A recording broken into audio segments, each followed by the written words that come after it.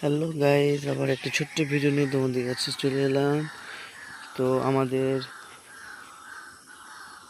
এই খালের সাইডে যে জমিগুলো পড়ে থাকে ওইগুলোতে আমরা চাষবাস করে থাকি।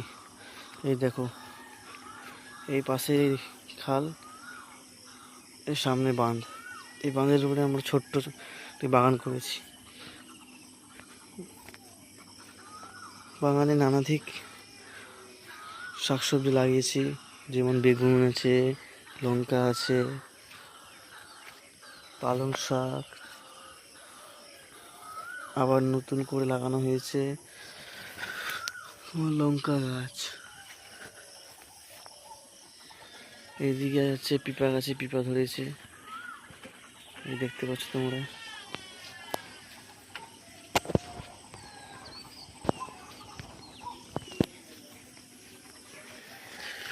এখানে এই গাছগুলোকে কি বলে তোমরা যদি জেনে থাকো বলে দিও।